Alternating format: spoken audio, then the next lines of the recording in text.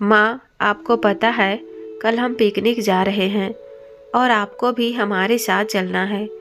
जब से पापा गए हैं तब से आप कहीं जाती ही नहीं हैं। इस बार आपको हमारे साथ चलना ही पड़ेगा। देखना, वहाँ बहुत अच्छा लगेगा आपको। शाम को ऑफिस से आने के बाद संदीप अपनी माँ शकुंतला जी को बोल रहा था, जिसे सुनकर शकुंतला जी खुश तो बहुत हुई, लेकिन तभी उनकी नज़र किचन में खड़ी अपनी बहू रेखा पर गई, जो उन्हें घूर घूर कर देख रही थी। वह मन ही मन कूढ़ रही थी, इसीलिए शकुंतला जी ने कुछ नहीं बोली और चुपचाप अपने कमरे में आ गई।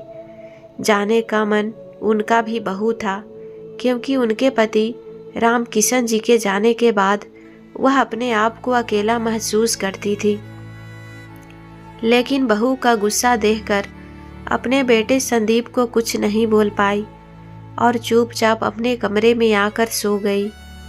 अगले दिन सुबह शकुंतला जी अपने काम में लगी हुई थी, तभी उनकी बहू रेखा अपने दोनों बच्चों को उठाते हुए बोली, रिया और पिंटू, जल्दी उठो बेटा और जल्दी से नहा धोकर तैयार हो जाओ, वरना हम आपको यहीं छोड़कर चले जाएंगे। इतना सुनते ही दोनों बच्चे अपनी आंखें मसलते हुए उठे और बोले, आज हम कहाँ जा रहे हैं मम्मा? अरे, आपको पता नहीं है क्या? आज हम पिकनिक जा रहे हैं। इतना सुनते ही रिया और पिंटू खुशी से दौड़ते हुए उठे और बाथरूम की तरफ नहाने के लिए भागे। पहले मुझे नहाना है बोलकर दोनों भाई बहन आपस में झगड़ा करने लगे, जिसे देखकर शकुंतला जी उनके पास आकर समझाते हुए बोली, अरे बेटा, झगड़ा क्यों कर रहे हो? एक मेरे वाले बाथरूम में जाकर नहा लो। शकुंतला जी का इतना कहना हुआ कि उनकी बहू रेखा उन्हें घूरते हुए बोली, यह बीच में कूदने की आदत आपकी गई नहीं है। बहू, मैं तो बस बच्चों को समझा रही थी। धीरे से बोलकर शकुंतला जी चुपचाप रसोई घर में चली गई। तभी बाहर से संदीप की आवाज़ आई, रेखा, मैं ऑफिस जा रहा हूँ, मेरा टिफ़िन पैक है ना? रेखा कमरे में थी, इसीलिए शकुंतला जी ने बाहर आकर संदीप को टिफ़िन पकड़ा दिया। तो संदीप ने मुस्कुरा कर पूछा, आज क्या है खाने में? तेरे पसंद के कोफ्ते और लच्छे पराठे रखे हैं बेटा। शकुंतला जी बोल ही रही थी कि तभी रेखा भी वहां आ गई और शकुंतला जी की तरफ घूरते हुए बोली, संदीप, इसमें तुम्हारा मनपसंद मिक्स वेज फ्रूट भी रखा है, साथ में मीठा भी है। माँ और पत्नी की बात सुनकर संदीप ने हंसकर कहा, तुम दोनों के जैसी माँ और बीबी हो तो इंसान खा खा कर मोटा नहीं होगा तो और क्या होगा। तभी रेखा मुंह बनाते हुए बोली, आखिर पति हैं आप मेरे, इतना काम करते हैं तो अच्छा खाना तो बनता है ना। तो संदीप मुस्कुराते हुए जैसे ही बाहर निकला तो रेखा ने तुरंत शकुंतला जी से कहा, आपको अपनी तारीफ करवाने का ज़्यादा ही शौक है ना? क्या जताना चाहती थी आप कि आप खाना बनाती हैं, आप ही बेटे के सारे काम करती हैं? नहीं बहू, वह तो संदीप ने पूछा इसीलिए मैंने बोल दिया, वरना मेरा ऐसा कोई मतलब नहीं था। शकुंतला जी ने डरते हुए कहा। तो रेखा चीखते हुए बोली, तो क्या मतलब था आपका? मुझे नीचे गिराना चाहती थी आप? अच्छे से जानती हूँ मैं तुम्हें। अब बैठी बैठी मेरा मुंह क्या ताक रही है? जाइए और मेरे लिए अच्छी सी चाय बना कर लाइए, और खबरदार, जो एक कप से ज़्यादा बनाई तो आपको चाय नुकसान करती है, केवल मेरी ही बनाना। तो शकुंतला जी चुपचाप उठकर किचन में चली गई, क्योंकि बहू का इस तरह का बर्ताव करना रोज का काम था। लेकिन यह और बात थी कि वह उनके बेटे संदीप के सामने ऐसा कभी नहीं करती थी। लेकिन जब से संदीप ने शकुंतला जी से पिकनिक पर चलने के लिए कहा, तब से रेखा के दिमाग में तूफान उठा हुआ था। वह मन ही मन कूढ़ रही थी तभी शकुंतला जी ने चाय लाकर रेखा के सामने रख दी और जैसे ही वापस जाने लगी तो रेखा ने कहा, खुश तो बहुत होंगी आप। शकुंतला जी को समझ नहीं पाई और रेखा की ओर देखने लगी तो उसने कहा, इतनी जल्दी भूल गई, पिकनिक पर नहीं जाएंगे क्या? अरे नहीं बहू, मैं कहाँ पिकनिक जा रही हूँ, वह तो संदीप ने ऐसे ही बोल दिया होगा। बोलकर शकुंतला जी घबराते हुए वहाँ से जाने लगी तो रेखा ने फिर से कहा, सुन बुढ़िया, जा कहाँ रही हो, मेरी एक बात कान खोलकर सुन लो। इस बार जब संदीप पिकनिक जाने के लिए कहे तो आपको मना करना है। बोल देना कि तबीयत ठीक नहीं है, इस उम्र में चला नहीं जाता। कोई भी बहाना करके मना कर दीजिएगा, वरना मुझसे बुरा कोई नहीं होगा। शकुंतला जी खामोशी से सिर हिलाकर कमरे में चली गई। रेखा आए दिन संदीप के ऑफिस जाते ही शकुंतला जी को कुछ न कुछ ताने सुनाती रहती, लेकिन शकुंतला जी घर की सुख शांति के कारण चुप रहती और बहू का बर्ताव सहती रहती। कमरे में जाकर शकुंतला जी अपने पति राम किशन जी की तस्वीर के सामने बैठकर रोने लगी। मेरा परिवार तो जैसे खत्म ही हो गया, अपने ही लोगों के बीच बैठने का अधिकार छीना जा रहा है। आप तो चले गए, लेकिन मुझे अकेला छोड़ गए। चाह कर भी बेटे का सहारा नहीं ले सकती। बेटे पर तो जैसे एक माँ का हक ही नहीं रहा, सब इस बहू का है। यहाँ कोई अपना नहीं है, ना तो कहीं जाने देती है। अगर बेटा चाहे तो बहाना बनाकर घर में छोड़ जाती है। मेरा ही घर मेरे लिए जय हो गया है और बेटा सोचता है कि मैं कहीं जाना नहीं चाहती। आप ही बताइए मैं क्या करूं? शकुंतला जी बस सुबह जा रही थी, तभी बाहर से रिया और पिंटू की आवाज़ आई, माँ हम तैयार हो गए हैं, आप अभी जल्दी से तैयार हो जाओ, पापा भी पहुंचने वाले हैं। अरे पहुंचने वाले नहीं हैं, मैं तो पहुंच ही गया हूँ, आप लोग अभी तक तैयार नहीं हुए, बाहर से आते हुए संदीप ने कहा। तभी रेखा ने एक बड़ा सा बैग लाकर डाइनिंग टेबल पर रख दिया और बोली, सब तैयार हैं। संदीप, आप यह सब सामान कार में रखो, जब तक मैं तैयार होकर आती हूँ। इतना कहकर रेखा जैसे ही वापस मुड़ी, पीछे से संदीप ने कहा, अरे रेखा, माँ कहाँ है? वह तैयार नहीं हुई है क्या? देख लो जाकर कमरे में, तो निकल ही नहीं रही है। आज न जाने क्या हुआ है उन्हें, रेखा ने कहकर कनखियों से संदीप की तरफ देखा, जो कि झट से उठकर अपनी माँ शकुंतला जी के कमरे की ओर चल दिया था। संदीप ने अंदर घुसते ही देखा तो शकुंतला जी लेटी हुई थी। उसने कहा, माँ आप अभी तक तैयार क्यों नहीं हुए? देर हो रही है, चलिए जल्दी से उठकर तैयार हो जाइए। बेटा तबीयत ठीक नहीं लग रही है, चक्कर आ रहे हैं, अब तो चला भी नहीं जाता। खामोखा तुम लोग भी परेशान हो जाओगे, मैं घर पर ही रहती हूँ। शकुंतला जी ने कहा तो संदीप बोला, ऐसे नहीं चलेगा माँ, मैं कुछ नहीं सुनूंगा, चुपचाप जल्दी से तैयार हो जाइए और हमारे साथ चलिए। कहते हुए संदीप ने उनका माथा छूकर देखा। क्या माँ, ना तो बुखार है, ना ही देखने में ऐसा कुछ लग रहा है।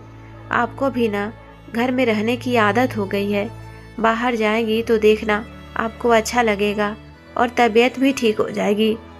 संदीप तो बोलते जा रहा था, लेकिन पीछे खड़ी रेखा दरवाजे से सब देख रही थी और बार बार शकुंतला जी को न जाने के लिए इशारा कर रही थी। उसकी गुस्सैल आंखें देखकर शकुंतला जी की अपने बेटे को हामी भरने की हिम्मत ही नहीं हो रही थी, लेकिन संदीप उन्हें साथ ले जाने की जिद पर अड़ा हुआ था। तभी पीछे से रेखा की आवाज़ आई, संदीप, जब माँ जी नहीं जाना चाहती तो क्यों जिद कर रहे हो? आराम ही करने दो ना। रेखा, मैं जानता हूँ कि माँ को कुछ नहीं हुआ है, वह साथ जा सकती हैं, कोई प्रॉब्लम नहीं आएगी, तुम तैयार होकर आओ, माँ को मैं लेकर आता हूँ। रेखा यह सुनकर आग बबूला हो गई, लेकिन संदीप के सामने कुछ बोल नहीं पाई। वापस अपने कमरे में आकर गुस्से में एक फूलदान उठाकर जमीन पर दे मारी और बोली, इतने साल तक इस बुढ़िया ने राज किया और अभी बेटा इसके बस में रहता है। आज घर के बाहर इसका आखिरी कदम होगा। इसके बाद कभी चलने को नहीं कहेगी। बड़बड़ाते हुए रेखा तैयार होने लगी। थोड़ी देर में संदीप ने शकुंतला जी को भी तैयार कर लिया था, लेकिन शकुंतला जी जानती थी कि आज उन पर गाज गिरने वाली है। रेखा अब चैन से नहीं बैठेगी। इस ख्वाब से शकुंतला जी अंदर ही अंदर कांप रही थी। तभी रेखा अंदर से आई और मुस्कुरा कर बोली, मम्मी जी आप तैयार हो गई। अच्छा हुआ जो आप साथ चल रही हैं, इससे तबीयत भी ठीक हो जाएगी। वैसे कहीं आप झूठ तो नहीं बोल रही थी कि तबीयत खराब है? घर में रहकर कोई काम तो नहीं करना था आपको? बहू की बात सुनकर शकुंतला जी समझ गई कि वह क्या कहना चाह रही है। उन्होंने तुरंत कहा, अरे संदीप बेटा, मैं तो भूल ही गई थी कि मुझे एक स्वेटर तैयार करना है, जो मेरी सहेली सुमित्रा है ना, उसने अपने पोते के लिए बनवाई थी। इसीलिए तुम लोग मेरी बात मानो और चले जाओ। बेटा संदीप ने कहा, माँ फिर से कोई बहाना मत बनाइए, आप चल रही हैं बस, और इसके आगे कोई कुछ नहीं बोलेगा। स्वेटर को इतना ज़रूरी नहीं है। बेटे की बात सुनकर शकुंतला जी रेखा की तरफ देखने लगी, जैसे कह रही हो, बहू मैं क्या करूं? अब संदीप तो मान ही नहीं रहा, लेकिन रेखा गुस्से में पैर पटकती हुई बाहर चली गई और कार में जाकर बैठ गई। रिया और पिंटू पहले से ही कार में बैठे हुए थे। पीछे से संदीप भी शकुंतला जी को लेकर आ गया और सब लोग पिकनिक के लिए निकल गए। पूरे रास्ते रेखा मुंह फुलाकर बैठी रही। संदीप कुछ भी पूछता तो कह देती कि मेरे सिर में दर्द है। इतना सारा काम और इतना सारा खाना बनाना कोई मजाक है क्या? मेरी कोई मदद भी नहीं करता। रेखा का गुस्सा देखकर संदीप ने कहा, यार शांत हो जाओ और अपना मूड ठीक करो। मैं जल्दी से मेड का इंतज़ाम कर दूंगा। कम से कम पिकनिक पर तो खुश होकर जाओ। दोनों बच्चे भी रास्ते भर खिलखिलाते रहे, खूब बातें करते रहे। शकुंतला जी भी उनके साथ रहकर घर पर हुई बातें भूल गई। खैर थोड़ी देर बाद पिकनिक स्पॉट भी आ गया और दोनों बच्चे रिया और पिंटू कार से उतरकर पकड़म पकड़ाई खेलने लगे। संदीप और रेखा ने मिलकर कार से सामान निकालकर बाहर रखा और चटाई पर रखकर ठंडी हवा का आनंद लेने लगे। शकुंतला जी भी इधर उधर टहलते हुए हरियाली को देखने लगी, लेकिन रेखा के मन में एक ही बात चल रही थी कि इस बुढ़िया को कैसे सबक सिखाया जाए। वह थोड़ी देर बैठी रहने के बाद उठकर शकुंतला जी के पास आई और बोली, क्यों बहुत खुशी हो रही है ना? बाहर आकर शकुंतला जी उसकी आवाज़ सुनकर डर सी गई। उन्होंने संदीप की तरफ देखा तो वह दोनों बेटियों के साथ गेम खेलने में बिजी था। उनका ध्यान अब खेल में था। शकुंतला जी का डरता हुआ चेहरा देखकर रेखा ने कहा, मम्मी जी आप तो डरी हुई लग रही हैं। हम यहाँ से ज़्यादा ऊंचाई पर नहीं हैं। अगर यहाँ से आपको धक्का दे दूँ तो? यह सुनकर शकुंतला जी के होश उड़ गए। वह पसीना पोंछते हुए कांपते हुए आवाज में बोली, बहू यह तुम क्या कह रही हो? बेटा सामने है, कुछ तो सोचो। तुम इस हद तक कैसे गिर सकती हो? देख बुढ़िया, संदीप को कुछ पता नहीं चलेगा। वह तो यही सोचेगा कि आपका पैर फिसल गया होगा। और वैसे भी ज़्यादा चिंता मत कीजिए, कोई पहाड़ी नहीं, बस एक तिबाही है। इसीलिए तुम मरोगी नहीं, बस हड्डी टूटेगी। लेकिन फ़ायदा यह होगा कि फिर कभी फुदक कर हमारे साथ चलने के लिए तैयार नहीं होगी। शकुंतला जी समझ गई थी कि रेखा यह सब क्यों कह रही है, लेकिन उसकी भी क्या गलती थी। संदीप ने उसकी बात ही नहीं सुनी। उन्होंने कहा, बहू मैं कितना मना किया था, लेकिन संदीप नहीं माना, तो अब इसमें मेरी क्या गलती है? हाँ तो माँ जी, वही तो मैं कह रही हूँ कि आपकी कोई गलती नहीं है, लेकिन अब आपको यहाँ से गिरना ही पड़ेगा। कहकर रेखा संदीप की तरफ देखते हुए आगे बढ़ी और शकुंतला जी का हाथ पकड़ लिया। वह एक छोटी सी पहाड़ी का किनारा था। ज़्यादा गहरा तो नहीं, लेकिन गंभीर चोट लगने की पूरी आस थी।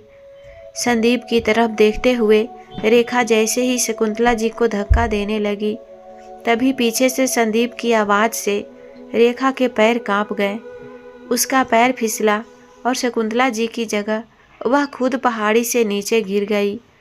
शकुंतला जी जोर से चिल्लाई, रेखा बेटा, लेकिन तब तक रेखा नीचे गिर चुकी थी। संदीप दौड़ते हुए आया और उसने नीचे देखा तो पहाड़ी ज़्यादा ऊंची तो नहीं थी, लेकिन बहती नदी के किनारे रेखा बेहोश पड़ी थी। दोनों बच्चे माँ को गिरे देखकर रोने लगे। संदीप ने दौड़कर मदद के लिए दूर जा रहे शख्स को पुकारा तो उसने आकर बताया कि नीचे जाने का रास्ता बाएं तरफ से है। यह सुनकर संदीप भागकर नीचे गया। दोनों बच्चे भी वहां पहुंच गए। बेहोश पड़ी रेखा को संदीप ने पानी की छींटे मारा तो रेखा होश में तो आ गई, मगर दर्द के मारे उठ ना सकी। उसकी कमर में गंभीर चोट लगी थी। कुछ लोगों की मदद से संदीप उसे कार तक ले आया और अस्पताल ले गया। सब बाहर बैठे डॉक्टर के बाहर आने का इंतजार कर रहे थे और उदास संदीप को उसकी माँ दिलासा दे रही थी। संदीप, चिंता मत कर बेटा, बहू ठीक हो जाएगी। तभी डॉक्टर बाहर आए और बोले, अंदरूनी चोटें हैं, कंधे में हल्का फ्रैक्चर भी है, देखभाल से सही हो जाएगी, लेकिन आराम करना होगा। कुछ दिन तक रेखा हॉस्पिटल में ही रही। 1 हफ्ते बाद संदीप उसे घर ले आया और लाकर अपने कमरे में लिटा दिया, क्योंकि अभी डॉक्टर ने रेखा को उठने के लिए मना किया था। शकुंतला जी रेखा के पास आई और उसके सिर पर हाथ फेरते हुए बोली, मैं अपनी बेटी का इतना ध्यान रखूंगी कि यह बहुत जल्दी ठीक हो जाएगी। यह सुनकर रेखा ने संदीप को धीरे से कहा, संदीप, मेरी माँ को खबर कर दीजिए, वह आ जाएगी। बहू की बात सुनकर शकुंतला जी को बुरा तो बहुत लगा, लेकिन वह कर भी क्या सकती थी। वह रेखा के स्वभाव को अच्छी तरह से जानती थी, इसीलिए चुप रह गई। संदीप ने कहा, माँ को तो मैं बुला लूँगा रेखा, लेकिन तुम गिरी कैसे, यह समझ नहीं आया। जहाँ तक मैंने देखा तो मम्मी आगे और तुम पीछे थी। यह सुनकर शकुंतला जी तुरंत बोली, हाँ बेटा, वास्तव में मैं ही गिरने वाली थी, लेकिन बेचारी रेखा ने मुझे बचाकर अपनी जान जोखिम में डाल दी। तो संदीप ने कहा, रेखा, तुम मम्मी का कितना ख्याल रखती हो, देख लो मम्मी, आपको ऐसी बहू नहीं मिलेगी। कहकर संदीप मुस्कुराकर बाहर चला गया। शकुंतला जी भी उठकर बाहर जाने लगी तो पीछे से रेखा ने कहा, बुढ़िया, तुम यह सब ड्रामा क्यों कर रही थी? तुम क्या सोच रही हो कि तुम मेरी बड़ाई करोगी तो मैं तुम्हें कुछ नहीं कहूँगी? यह भूल जाना तुम, समझी? बहू की बातें सुनकर शकुंतला जी बोली, ये सब क्यों कर रही हो बेटा? यह सब अपने दिमाग में मत लाओ, वरना तबीयत खराब हो जाएगी। तो रेखा ने सख्त आवाज में कहा, मेरी मम्मी आ जाएगी, उसके बाद मेरे पास आने की हिम्मत भी मत करना, समझी? आप तो। शकुंतला जी उदास सा मुंह लेकर कमरे से बाहर आ गई। रेखा तो हमेशा उन्हें यूं ही अपमानित करती रहती थी, मगर ऐसे हालातों में भी वह चुप नहीं बैठी थी। जबकि गिरते वक्त शकुंतला जी ने उसको पकड़ने की कोशिश भी की थी और रेखा खुद भी यह बात अच्छे से जानती थी, लेकिन इसका नकारात्मक मन सकारात्मक कैसे सोच सकता था। खैर, थोड़ी देर बाद रेखा की माँ भी आ गई। अब दिन भर वह उसके कमरे में बैठी रहती। रेखा उनसे कुछ करने को कहती तो तबीयत का बहाना बनाकर लेटी रहती। एक दिन दोपहर में रेखा ने अपनी माँ से सूप बनाने को कहा, लेकिन उसकी माँ ने कहा, समधन जी से बनवा लो ना बेटा, वह तुम्हारा टेस्ट का बनाना जानती हैं। जब शकुंतला जी ने यह बात सुनी तो वह तुरंत सूप बनाकर ले आई। शकुंतला जी रोज ही रेखा के खाने पीने और दवा का ध्यान अच्छे से रख रही थी, जबकि कई बार उन्होंने रेखा और उसकी माँ को आपस में उसकी बुराई करते सुन लिया था। पहले तो उनका मन दुखी होता, लेकिन फिर वह यही सोचती कि कुछ भी हो, है तो मेरे बेटे की गृहस्थी, इसीलिए चुप रह जाती और फिर से रेखा की सेवा में जुट जाती। वह पूरे दिन भर काम में लगी रहती, लेकिन जैसे ही शाम को संदीप के आने का समय होता तो रेखा की माँ तुरंत ही किचन में काम करने पहुंच जाती। शकुंतला जी खाना बनाती और वह संदीप के आगे पीछे घूमकर उसे यह जताती रहती कि वही सारे काम कर रही हैं। रेखा भी संदीप के सामने बार बार अपनी माँ को ही आवाज़ लगाती, लेकिन शकुंतला जी सब समझ रही थी पर खामोश थी। एक दिन रेखा ने अपनी माँ से पानी मांगा, लेकिन उसकी माँ मोबाइल में ही लगी रही और बोली, अरे अपनी परमानेंट नौकरानी को बुला लेना बेटा, मैं गेम खेल रही हूँ, उठूंगी तो खराब हो जाएगा। उस वक्त बच्चे भी घर पर ही नहीं थे और शकुंतला जी को आवाज़ देने में रेखा को आत्मसम्मान गिर रहा था। सो खुद ही उठने लगी, लेकिन बैठते ही इतना तेज दर्द उठा कि वह संभाल न पाई और बेड से नीचे गिर गई। कंधे में जबरदस्त दर्द हो रहा था।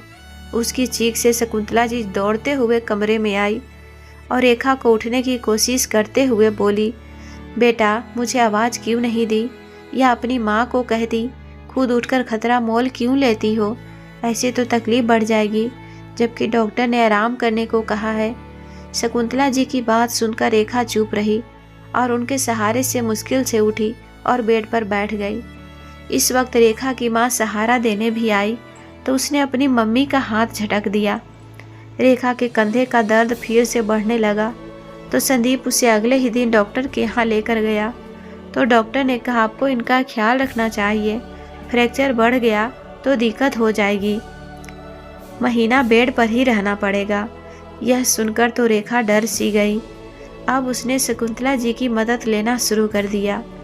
उसकी माँ वैसे भी ध्यान नहीं देती थी, लेकिन संदीप को दिखाने के लिए उसने अपनी माँ को वापस नहीं भेजा। 2 महीने तक सब ऐसे ही चलता रहा और अब रेखा की हालत में काफ़ी सुधार हो गया, जिसका सारा श्रेय केवल शकुंतला जी को मिलना चाहिए था। लेकिन रेखा संदीप के सामने एक ही बात कहती रहती कि संदीप, मम्मी मेरा बहुत ख्याल रखती हैं, अच्छा हुआ जो इनको बुला लिया, वरना कौन मेरा ख्याल रखता, तुम्हारी माँ तो खुद ही कुछ नहीं कर पाती।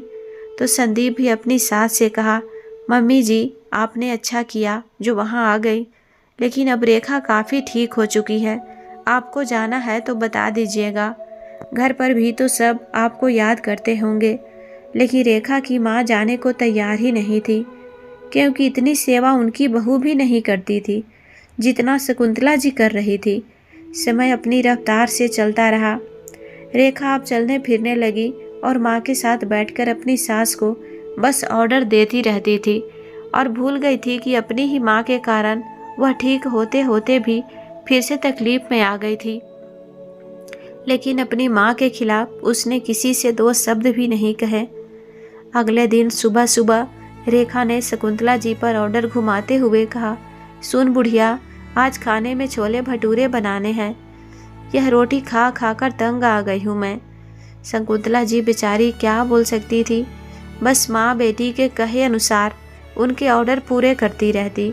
उसने चने भिगो दिया और दोपहर में छोले भटूरे बनाने लगी। तभी रेखा किचन में आई और पानी पीने लगी। तब यह अचानक से रेखा की माँ पीछे से आकर उसके हाथ से पानी की बोतल लेने लगी। इस तरह अचानक आ जाने से रेखा चौंक गई और बोतल छोड़कर तेल से भरी कढ़ाई में जा गिरी। काफ़ी सारा तेल उछलकर शकुंतला जी के हाथ पर आ गिरा तो शकुंतला जी के चीखें निकल गई। रेखा ने जल्दी से उनको बाहर सोफे पर बिठाया और जल्दी से दवाई ला कर लगाने लगी। तभी पीछे से उसकी माँ बोली, अरे रेखा, इतना भी कुछ नहीं हुआ, इसको यूं ही चिल्ला रही हैं, कहीं तुझे इन पर दया तो नहीं आ गई। आप चुप रहिए माँ, रेखा ने अपनी माँ को घूरते हुए कहा और शकुंतला जी को दवाई लगाकर कमरे में वापस आराम करने भेज दिया और अपनी माँ से बोली, मम्मी संदीप को पता चल गया तो पता है क्या होगा, और पूछेंगे कि माँ से भटूरे क्यों बनवाए आप और मैं क्या कर रही थी, और हम बना रहे थे तो माँ को चोट कैसे आई। इतनी इंक्वायरी का क्या जवाब देना है वह सोचो। तो उसकी माँ सोच में पड़ गई। तभी वहाँ शकुंतला जी लंगड़ाते हुए आई और बोली, तुम चिंता मत करो रेखा, अगर संदीप ने पूछा तो मैं उससे बोल दूंगी कि बहन जी बना रही थी और मुझसे ही पानी छलक कर कढ़ाई में गिर गया। तुम पर और बहन जी पर कोई बात नहीं आएगी। सास की बात सुनकर रेखा हक्की बक्की रह गई। तभी उसकी माँ बोली, बहन जी आप तो बड़ी चतुर हैं, कितनी आसानी से इल्ज़ाम हम पर डालने की प्लानिंग कर रही हैं। इस पर कोई भरोसा मत करना, यह हमें ही फंसा देगी। बहन जी, यह क्या कह रही हैं आप? रेखा को मैंने बहू नहीं, हमेशा से ही अपनी बेटी समझा है और इसको मैं हमेशा बचाती रहूंगी। शकुंतला जी ने कहा तो रेखा की माँ बोली, ओहो रेखा, देखो तुम्हें तो बहुत अच्छी सास मिली है, कैसे तुम्हारे साथ खेल खेल रही है। कहते हुए उसकी माँ शकुंतला जी के पैरों तले से कारपेट खींचने ही वाली थी कि पीछे से संदीप के चीखने की आवाज़ आई, माँ ठीक तो है ना आप? पीछे खड़े संदीप ने सब सुन लिया था। उसने जल्दी से आकर शकुंतला जी को गिरने से बचा लिया। हाँ मैं ठीक हूँ बेटा, शकुंतला जी ने कहा। तभी संदीप की नज़र उनके जले हुए हाथ पर गई। वह कुछ बोलता है उससे पहले ही रेखा की माँ बोली, दामाद जी, हम तो अपना घर छोड़कर यहाँ आपकी मदद करने आए हैं, लेकिन आपकी माँ तो हमें ही फंसा रही है। रेखा को भी मैंने सेवा करके ठीक कर दिया, लेकिन आपकी माँ ऐसे ही रौब दिखाती रहती है। आज अपनी ही गलती से जली है, लेकिन अभी अभी कह रही थी कि आपसे हमारी शिकायत करेगी और मुझे घर भिजवा देगी। तभी रेखा भी हकलाते हुए कहा, वैसे संदीप, तुम आज जल्दी कैसे आ गए? तो संदीप ने कहा, रेखा, मुझे शर्म आती है तुम पर और तुम्हारी माँ के दिए हुए संस्कारों पर। फिर संदीप रेखा की माँ की तरफ देखते हुए बोला, और माँ जी, आप ज़्यादा झूठ मत बोलिए। दरवाजे पर खड़े हुए मैंने सब देखा भी है और सुना भी है। तभी रेखा को लगा कि अब हमारी दाल नहीं गलने वाली। उसने अपने आंसू बहाते हुए संदीप से कहा, संदीप प्लीज़ मुझे माफ़ कर दो, मुझे अपनी गलती का एहसास हो गया है, लेकिन मैं सच कहती हूँ माँ जी, मेरी गलती से नहीं जली, बल्कि वह इत्तेफाक था। मैंने तो माँ जी को झट से दवाई भी लगाई थी। तभी शकुंतला जी ने तुरंत कहा, बेटा, रेखा ने मेरा पूरा ख्याल रखा, जो हुआ अचानक हुआ, उसकी कोई गलती नहीं है। लेकिन माँ, मैं जो इतनी देर से देख रहा हूँ उसमें रेखा की माँ की पूरी गलती है। मेरी माँ को उसने ही घर में खड़ी होकर बेइज्जत कर रही थी। हिम्मत कैसे हुई उनकी ऐसा करने की? संदीप ने कहा तो रेखा की माँ अपनी बेटी की तरफ देखते हुए बोली, वह बात बिगड़ती देखकर तो सब एक और हो गए। आपको पता भी है दामाद जी कि रेखा पहाड़ी से कैसे गिरी थी?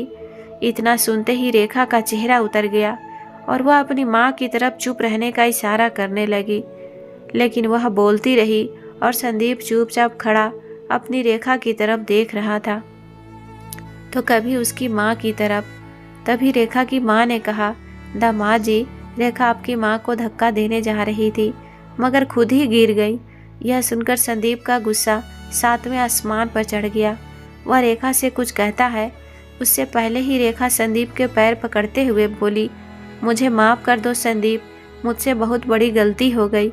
तभी संदीप ने उसे एक ज़ोरदार तमाचा जड़ते हुए कहा, मैंने कई बार महसूस किया कि तुम माँ से चिढ़ी हो और जानबूझकर उन्हें साथ नहीं ले जाना चाहती हो। तभी मैं इस बार जीत करके उन्हें ले गया था, लेकिन तुमने क्रूरता की सारी हदें पार कर दी। अगर माँ गिर जाती और उन्हें कुछ हो जाता तो? तभी रेखा की माँ बोली, गिरी तो मेरी बेटी थी दामाद जी, कितनी चोटें आई थी उसको, लेकिन आपकी माँ ने ख्याल तक नहीं रखा। मज़े से सारे दिन सोती रहती थी और मैं इसका दिन भर ख्याल रखती थी। क्यों बेटी रेखा, मैं सही कह रही हूँ ना? रेखा वहाँ खड़ी अपनी माँ के बदलते रंग को देख रही थी। तभी संदीप ने गुस्से में कहा, रेखा, इतने रंग तो गिरगिट भी नहीं बदलता जितनी देर में तुम्हारी माँ ने बदल दिए। आज रेखा की आंखों पर से भी अपनी माँ के झूठे प्यार और दिखावे का पर्दा उतर चुका था। उसने जोर से चीख कर कहा, बस करो माँ, अब इतना झूठ मत बोलो। वास्तव में आपको बेटी की ना तो फिक्र है और ना ही झूठ बोलने में कोई शर्म आ रही है। आप मेरा साथ देती तो उस दिन मैं बेड से नीचे नहीं गिरती। मम्मी जी ने आकर नहीं देखा होता तो ना जाने क्या होता। उनकी सेवा और देखभाल से मैं ठीक हो गई हूँ। आपने तो इनसे भी अपनी सेवा करवाई है। कहते हुए रेखा रोने लगी और अपनी सास शकुंतला जी के पैरों में गिरकर माफ़ी मांगने लगी। संदीप हैरान सा देखता रह गया। अब रेखा की माँ है, इसीलिए इज्जत से निकल जाने को कह रहा हूँ, नहीं तो बेइज्जत करके धक्के दे कर निकालता। मुझे भी आता है, बिल्कुल वैसे ही जैसे आप मेरी माँ को गिरा रही थी। संदीप का गुस्सा देखकर रेखा की माँ चुपचाप पैर पटकती हुई कमरे में गई और अपना बैग लेकर घर से निकल गई। उधर रेखा शकुंतला जी से बोल रही थी कि मम्मी जी, किस मुंह से माफ़ी मांगूं? अगर आप गिर जाती तो शायद हम आपको खो भी देते, लेकिन उस दिन आपने तो मेरा हाथ पकड़कर बचाने की कोशिश भी की थी। अच्छा हुआ जो मैं गिरी और आज मुझे माफ़ी मांगने का मौका मिला, नहीं तो मेरी आंखें कभी खुलती नहीं। मैं आपके साथ इतना गलत कर रही थी और फिर भी आप चुपचाप सहती जा रही थी। कहते हुए रेखा फूट फूट कर रोने लगी। तभी शकुंतला जी उसे कंधों से पकड़कर उठाते हुए बोली, उठो बहू, सुबह का भूला अगर शाम को घर आ जाए तो उसे भूला नहीं कहते। मैं इसीलिए कुछ नहीं बोलती थी, क्योंकि मैं जानती थी कि एक दिन तुम्हारे विचार जरूर बदल जाएंगे। मैंने कभी तुम्हारा बुरा नहीं चाहा था, बस तुम्हारा देखने का नज़रिया गलत था। तभी वहाँ खड़ा संदीप रेखा को घूरते हुए अंदर जाने लगा तो शकुंतला जी ने कहा, बेटा तुम भी बहू को माफ़ कर दो, उसे अपनी गलती का एहसास हो गया है। तो संदीप ने कहा, माँ मेरा दिल आपका जितना बड़ा नहीं है। रेखा को इतनी बड़ी गलती की माफ़ी चुटकियों में कैसे मिल सकती है? सोच कर देखो, अगर उस दिन आप गिर जाती तो क्या रेखा कभी यह बात स्वीकारती? नहीं ना। कहकर संदीप अंदर जाने लगा तो रेखा उसके पैरों में गिरकर माफ़ी मांगते हुए बोली, प्लीज़ संदीप, मैं जानती हूँ मेरी गलती माफ़ करने लायक नहीं है, लेकिन प्लीज़ मुझे एक मौका दे दीजिए। रेखा गिड़गिड़ाए जा रही थी तो शकुंतला जी ने कहा, बेटा मेरे कहने पर तुम बहू को माफ़ कर दो। यह पहले वाली बहू नहीं रही, अब बेटी बन चुकी है। शकुंतला जी के बार बार कहने पर संदीप ने उनकी बात को रखते हुए रेखा को माफ़ कर दिया और पूरा परिवार एक साथ खुशी खुशी रहने लगे। तो दोस्तों, आपको यह कहानी कैसी लगी कमेंट करके ज़रूर बताएं। कहानी अच्छी लगी हो तो प्लीज़ वीडियो को लाइक करें, शेयर करें और चैनल पर पहली बार आए हैं तो सब्सक्राइब करके बेल आइकन घंटी दबा लें। धन्यवाद।